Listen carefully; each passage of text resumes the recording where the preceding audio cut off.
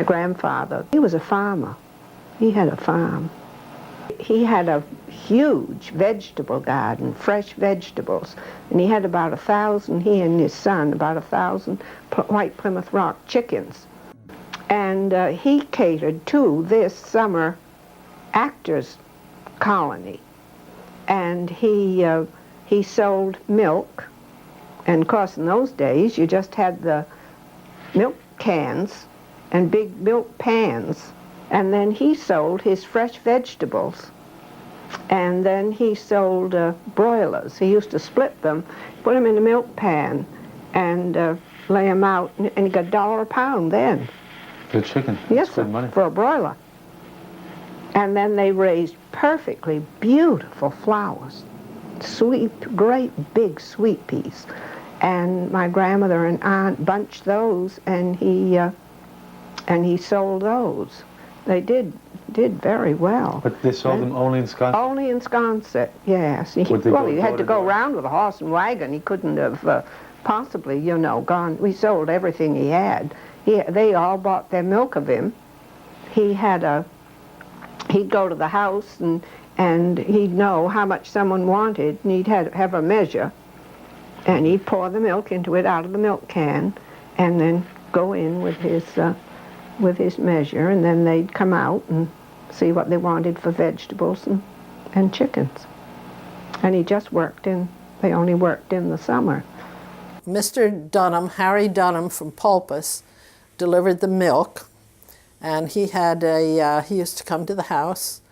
I don't know how often he came, but he came with his truck, and then he had vegetables. And at the time I was here, almost everybody had help in the kitchen, a cook or somebody who helped with managing the house. And they would go out and get the vegetables, the things they wanted to cook for dinner from them. Whalesbury had a coal stove and an icebox. And there was a man who would come and light the coal stove because my mother couldn't deal with it. And we were just the two of us alone in the house because my father was away in the war. And then we had an iceman, Mr. Jernigan, Horace Jernigan, and he used to come and deliver ice, and you put a sign in your window saying how many pounds of ice you wanted, whether you wanted a 25 or a 50-pound piece of ice, and he would bring it in and put it in your ice box. And one of the best fun things to do in the summer was chase the ice truck. And we, in our bathing suits, would run behind the ice truck, and when they chopped blocks, we would grab the slivers. And on a hot, sunny day, the slivers from the chunk of ice that went to the icebox were just absolutely the best. And I remember it was a very sad day when we all got refrigerators. I guess I was about 12 or 14 then. And I guess we put poor Mr. Jernigan out of business because refrigerators were such a wonderful thing to have.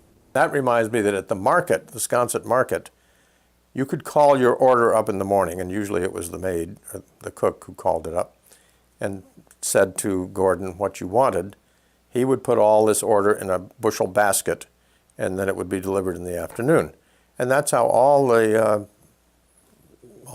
people in Sconset got their, well, I shouldn't say that. All the people who could afford Gordon's prices got their groceries at his market in that manner. Then the one thing I do remember, that there were men who used to come to the back door early in the morning with pails of blueberries.